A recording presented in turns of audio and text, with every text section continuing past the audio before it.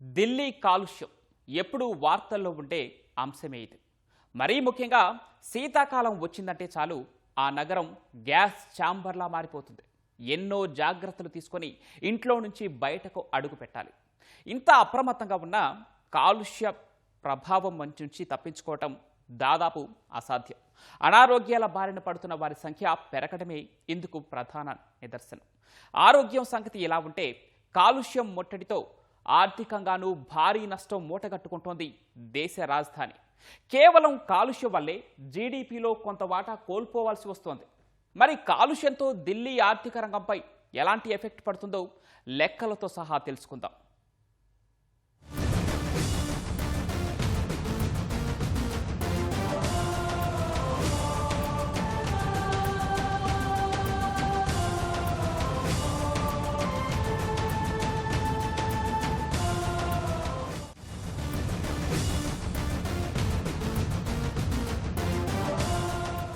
కాలుష్యం గురించి మాట్లాడుకుంటే దేశ రాజధాని ఢిల్లీ ప్రస్తావన లేకుండా ఆ చర్చ పూర్తి కాదు.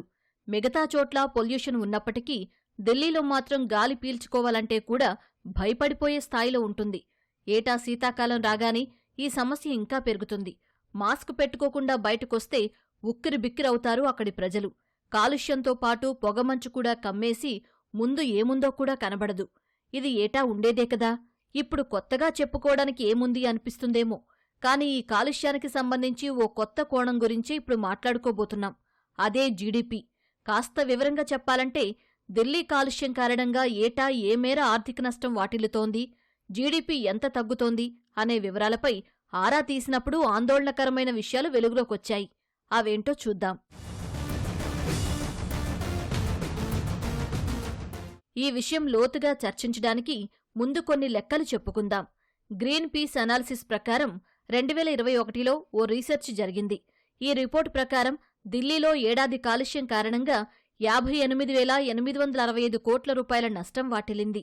సూటిగా చెప్పుకోవాలంటే ఢిల్లీ జీడీపీలో ఇది 13%. అంటే ఈ మేర ఆర్థికంగా నష్టపోవాల్సొచ్చింది. తరువాత ఈ స్థాయిలో అధ్యయనాలైతే జరగలేదు. కాని 2024లో chamber of trade and industry CTI అంచనాల ప్రకారం కాలుష్యం కారణంగా ఢిల్లీలో కేవలం వ్యాపార రంగంలోనే 2,500 కోట్ల రూపాయల నష్టం మూటగట్టుకోవాల్సొచ్చింది. మామూలుగానే ఢిల్లీ అంటే షాపింగ్కి అతిపెద్ద మార్కెట్ ఉంటుంది. కాలుష్యం పెరగకముందు ఎన్సీఆర్ నుంచి ఢిల్లీకి వచ్చేవారు రోజూ 3 నుంచి 4 లక్షల మంది ఉంటే కాలుష్యం పెరిగిన తర్వాత ఈ సంఖ్య 1,00,000కు పడిపోతోంది. ఇక్కడే స్పష్టంగా అర్థమవుతోంది ఏ మేర నష్టాలొస్తున్నాయో.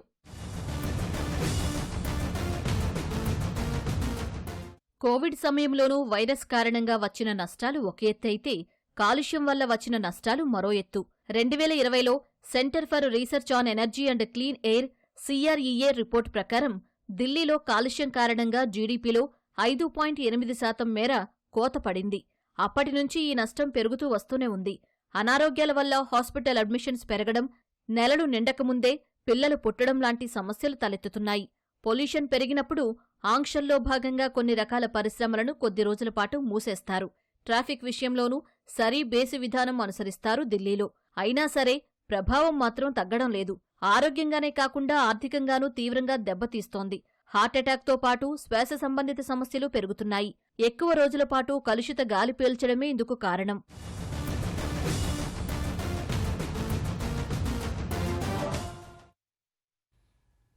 ఢిల్లీ నగర ప్రజలు ఎక్కువగా నష్టపోతుంది వైద్య ఖర్చులతోనే. కాస్తంత జలుబు చేస్తేనే తట్టుకోలేక రకరకాల మందులు వేసుకుంటుంటారు చాలామంది. అలాంటిది ఢిల్లీ లాంటి అత్యంత కలుషితమైన నగరంలో ఉన్నవారు ఏ స్థాయిలో మెడికేషన్ తీసుకోవాల్సి వస్తుందో అర్థం చేసుకోవచ్చు. ఈ కారణంగానే లెక్కకు మించి ఖర్చులవుతున్నాయి. వీటికి తోడు వ్యాపారం, పర్యాటకంగానూ ఎక్కువగానే నష్టాలు వాటిల్లుతున్నాయి.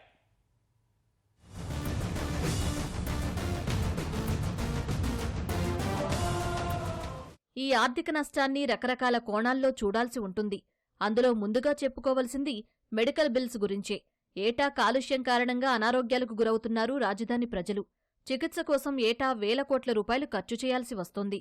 కొన్ని అధ్యయనాల ప్రకారం ఏటా 7,600 కోట్ల వరకు మెడికల్ బిల్స్ అవుతున్నాయి. ఆస్తమా, సిఓపిడి, అలర్జీ లాంటి జబ్బులకు వైద్య ఖర్చులు పెరుగుతున్నాయి. ఇవి నేరుగా జీడీపీపై ప్రభావం చూపిస్తున్నాయి. అయితే సరైన చర్యలు తీసుకుని కాలుష్యాన్ని తగ్గించేందుకు ప్రయత్నాలు చేస్తే ఏటా కనీసం 1000 కోట్ల రూపాయలు ఆదా అవుతాయని అంచనా. కాని ఇదే సాధ్యపడ్డం లేదు. ఎప్పటికప్పుడు ఈ సమస్య తీవ్రమవుతుందే తప్ప తగ్గడం లేదు. 2022-24 మధ్యకాలంలో శ్వాసకోశ సంబంధిత సమస్యలతో హాస్పిటల్స్లో అడ్మిట్ అయిన వారి సంఖ్య 2 లక్షలు దాటింది. వీరందరూ చికిత్స చేయించుకోక తప్పదు. అంటే ఆ మేరకు మెడికల్ బిల్స్ పెరిగినట్టేగా. ఎక్కువ రోజులపాటు కలుషిత గాలిని పీల్చుకోవడం వల్ల గుండె జబ్బులు కూడా వస్తున్నాయి. డయాబెటీస్, న్యూరలాజికల్ సమస్యలు పెరుగుతున్నాయి. తరచూ వైద్యులను సంప్రదించడం, కన్సల్టేషన్ ఫీజులు చెల్లించడం, మెడిసిన్, డయాగ్నోస్టిక్ పరీక్షలు ఇలా అన్నీ కలుపుకుని ఖర్చులు తడిసి మోపుడవుతున్నాయి. ఎక్కువ రోజులపాటు హాస్పిటల్లో ఉంటే మళ్లీ అదో బాదుడు. కాస్తో కూస్తో చదువులకని, పెళ్లిళ్లకని, రిటైర్మెంట్ కోసమని దాచుకున్న డబ్బులు ఇలా వైద్య ఖర్చులకే సరిపోతున్నాయి. దాదాపు 30-40% ఢిల్లీ జనాభాలో అత్యంత పేదలు ఎవరైతే ఉన్నారో వాళ్ళ మీద పడే భారం, ఆర్థిక భారం కానీ, పని దొరకని భారము, ఆదాయం లేకపోవడం భారము, ఇలాంటి భారాలు ఎక్కడ లెక్కల్లోకి రావు. ఆ లెక్కలు తీసుకున్నా అది కూడా ఒక 10,000 నుంచి 20,000 కోట్లు ఉండొచ్చు అంచనా. అంటే మొత్తంగా కనీసం 1,00,000 కోట్ల నష్టము ఈ వాయు కాలుష్యం వల్ల జరుగుతున్నట్టు మనకు తెలుస్తుంది. కాలుష్యాన్ని తగ్గించగలిగే ప్రకృతి వ్యవస్థల వినాశనము పెరుగుతున్నది. సో ఈ రెండిటి వల్ల మనకు ఈ ఢిల్లీ నగరము నివసించలేని పరిస్థితికి చేరుకుంటుంది. ఇక వైద్య ఖర్చులు పెరగడంతో పాటు మరో పెద్ద సమస్య ఏంటంటే ఆఫీసులకు ఎక్కువగా సెలవులు పెట్టాల్సి రావడం. ఏటా కాలుష్యం ఎక్కువ ఉండే రోజుల్లో అధికంగా సిక్ లీవ్స్ పెట్టాల్సొస్తుంది. ఆ సమయంలో పనిచేయడానికి కావలసినంత శక్తి లేకపోవడం, అనారోగ్యాలు వెంటాడడం వల్ల ఇంటి వద్దే ఉంటున్నారు చాలామంది ఉద్యోగులు. కొన్ని సంస్థలు వర్క్ ఫ్రం హోం ఆప్షన్ ఇస్తున్నప్పటికీ అన్ని చోట్ల ఈ విధానం అమలు చేయడం సాధ్యపడ్డం లేదు.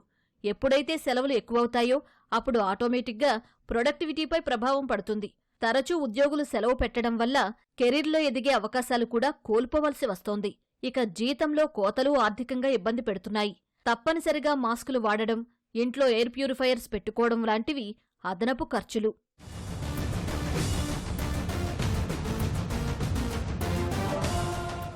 వైద్య ఖర్చులు భరించలేక చాలామంది ఇన్సూరెన్సులు తీసుకుంటున్నారు. ఏటా కనీసం 10-10% మేర వీటి ధరలు అధికంగా ఉంటున్నాయి. 8,000 నుంచి 32,000 వరకు ప్రీమియంస్ ఉంటాయి. ఎవరి అవసరాలకు తగ్గట్టుగా వాళ్లు బీమా తీసుకుంటారు.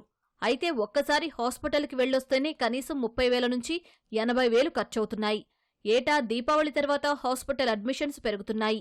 బీమా కవరేజ్ ఉన్నప్పటికీ అధిక ఖర్చుల కారణంగా చేతి నుంచి మళ్లీ కొంత మొత్తం పెట్టుకోవాల్సి వస్తోంది. ఎయిర్ క్వాలిటీ ఇండెక్స్ అనేటువంటిది కూడా చాలా తక్కువగా ఉంది ఢిల్లీ మహానగరంలో. కాబట్టి ఇప్పటికైనా ప్రభుత్వాలు కళ్ళు తెరిచి దీనికి తగినటువంటి ప్రత్యామ్నాయమైనటువంటి మార్గాల్ని వెతకాలి. అంతేకాకుండా కొన్ని కఠినమైనటువంటి నియమ నిబంధనల్ని పాటించడం వల్ల మాత్రమే దీని నుంచి ప్రజలు బయటికి రాగలరనేటువంటి విషయాన్ని కూడా ప్రజలు గమనించాలి. ప్రభుత్వం తీసుకునేటువంటి ఈ కఠిన చర్యల్లో ప్రజలు భాగస్వామ్యులు అయితేనే ఖచ్చితంగా మనం ఈ సమస్య నుంచి బయటికి రాగలుగుతాం. ఈ కాలుష్యం వ్యాపారాలను దెబ్బతీస్తోంది. అవుట్డోర్లో బిజినెస్ చేసుకునేవారు తప్పనిసరిగా దుకాణాలు కట్టేయాల్సిన పరిస్థితి. ఫలితంగా వ్యాపారమంతా డల్ అవుతుంది. ఇది క్రమంగా ఆర్థిక వ్యవస్థపై ప్రభావం చూపిస్తుంది. గత ఏడాది 2,000 కోట్లకు పైగా వ్యాపారంలో నష్టం వాటిల్లింది. కేవలం వ్యాపార రంగమే కాదు, పర్యాటకం కూడా దెబ్బతింటోంది. ఢిల్లీలో ఎర్రకోట, కుతుబ్ మీనార్, తాజ్మహల్ లాంటి పర్యాటక ప్రదేశాలున్నాయి. అయితే కాలుష్యం కారణంగా ఇక్కడికి వచ్చే పర్యాటకుల సంఖ్య తగ్గుతోంది. పొల్యూషన్ వల్ల ఢిల్లీ పర్యాటక రంగానికి ఏటా కనీసం 170 కోట్ల నష్టం వాటిల్లుతున్నట్టు ఓ అంచనా. ఇక ఇదే కాలుష్యం వల్ల భారీ ఈవెంట్స్ కూడా రద్దవుతున్నాయి. విలాసవంతులు చేసుకునే ఈ ఈవెంట్స్తో కనీసం భారీగా ఆదాయం వస్తుంది. ఆ మేర ఆ ఆదాయానికంతా గండిపడినట్టే లెక్క. టూరిస్టులు రావటం లేదు. అలాగే పనిచేసే వాళ్ళల్లో శక్తి సామర్థ్యాలు తగ్గిపోతున్నాయి. ఎప్పుడు హెల్త్ ప్రాబ్లమ్స్, దాంతో లంగ్ ఇన్ఫెక్షన్స్, దాంతో హార్ట్ అటాక్స్, హార్ట్ ప్రాబ్లమ్స్ ఇవన్నీ రావడం. ముఖ్యంగా పిల్లలు, వృద్ధులనే కాదు, ఇప్పుడు యువత మీద కూడా పడింది. ఈ టెక్కీస్ ఎవరైతే ఉన్నారో వాళ్ళు అనుకున్నంత చేయలేకుండా ఉన్నారు. దాంతో టూరిజం దెబ్బతింది. దాంతో ఫ్లైట్లు, దాని తర్వాత స్కూలు ఇవి కూడా తగ్గిపోతున్నాయి. ఎఫిషియన్సీ ఆఫ్ వర్క్ పడిపోయేసరికల్లా మనకి ప్రతి సంవత్సరం దరిదాపున 58,000 కోట్ల రూపాయలు లాస్ వస్తోందంటున్నారు. ఇక విమానాల జాప్యం కారణంగానూ ఆర్థిక నష్టం వాటిల్లుతోంది. కాలుష్యం, పొగమంచు కారణంగా వాతావరణ పరిస్థితులు అనుకూలించడం లేదు. ఫలితంగా విమానాల షెడ్యూల్లో మార్పులు జరుగుతున్నాయి. టూరిజము, వ్యవసాయము, IT sector, education, transport, service sector, అన్ని సెక్టార్స్ కూడా ఈ సీజన్లో మూతపడి ఒక సిక్ ఇండస్ట్రీస్గా మారడం అనేది కారణము. కర్మాగారాల నుంచి అంటే ఇండస్ట్రీస్ నుంచి వచ్చే పొల్యూషన్ అయితేనే, సాలిడ్ వేస్ట్ మేనేజ్మెంట్, ఇవన్నీ కూడా స్ట్రిక్ట్గా చేసినట్టయితే తప్పనిసరిగా ఇక్కడ కూడా మామూలు పరిస్థితి నెలకొంటుంది. ముఖ్యంగా చైనా వాళ్ళు కూడా చేసినట్టుగా ప్లాంటేషన్స్, క్రోర్స్ ఆఫ్ ప్లాంట్స్ వాళ్ళు ప్లాంట్ చేశారు, పెద్ద మొక్కల్ని. ఇక్కడ కూడా క్రోర్స్ ఆఫ్ ప్లాంట్స్ మనం పెద్ద పెద్ద మొక్కల్ని కనుక ఢిల్లీలో నాటగలిగితే, వాటిని రక్షించగలిగితే డెఫినెట్లుగా రాబోయే సంవత్సరాల్లో మరి ఆక్సిజన్ కాంటెంట్ పెరిగి ఈ ఏవైతే పొల్యూటెంట్స్ ఉన్నాయో వీటిని అబ్జర్వ్ చేసేటువంటి కెపాసిటీ ఆ మైక్రో క్లైమేట్కు, ఆ గ్రీనరీకి వచ్చే అవకాశం ఉంటుందని చెప్పి నేను భావిస్తున్నాను.